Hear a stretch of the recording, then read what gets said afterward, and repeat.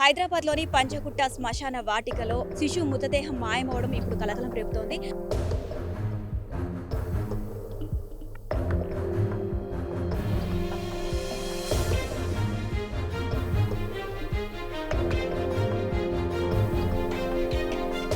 కొంచెం ఆరోగ్యం బాగోలేక రెయిన్బో హాస్పిటల్లో జాయిన్ చేయడం జరిగింది.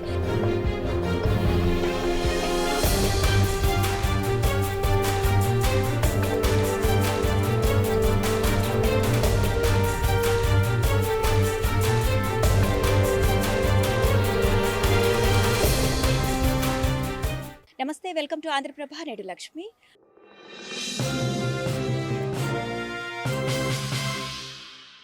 హైదరాబాద్లోని పంజగుట్ట శ్మశాన వాటికలో ఒక శిశువు మృతదేహం ఖననం చేసినటువంటి శిశువు మృతదేహం మాయమవడం ఇప్పుడు కలకలం రేపుతోంది.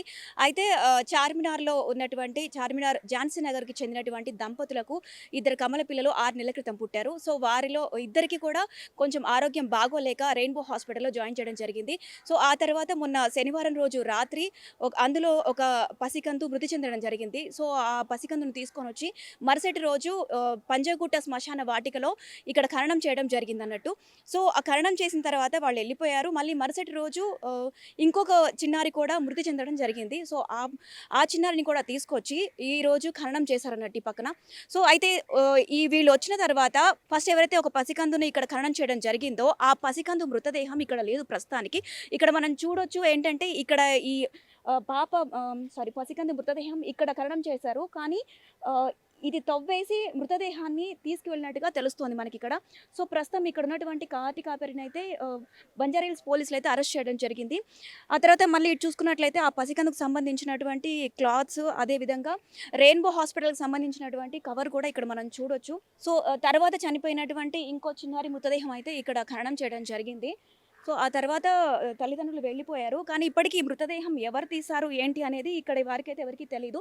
గతంలో అయితే క్షుద్ర పూజల సమయంలో ఇలా శవాలు మాయమవడం అయితే జరిగింది. సో అట్లాంటి దాఖలాలు కూడా చూసాం. సో అదే పరిస్థితి ఇక్కడ కనిపిస్తుందా అని అనుకోవచ్చు మనం. సో ఇక్కడ ఉన్నటువంటి కాటి కాపర్ని పోలీసులు అరెస్ట్ చేసి విచారిస్తున్నారు. ఇక్కడే ఇప్పుడు ఫస్ట్ టైం ఇక్కడ జరగడము, లేదంటే గతంలో కూడా ఇలాంటి ఘటనలు ఏమైనా జరిగాయా అన్న కోణంలో అయితే విచారిస్తున్నారు. సో ప్రస్తుతానికైతే మృతదేహం అయితే మాయమైపోయింది, కనిపించట్లేదు. ప్రస్తుతానికి ఒకటే చిన్నారి ఖననం అయితే జరిగింది ఇక్కడ తెలుస్తుంది, మనకు కనిపిస్తుంది. కెమెరా పర్సన్ మనోజ్తో లక్ష్మి, ఆంధ్రప్రభ.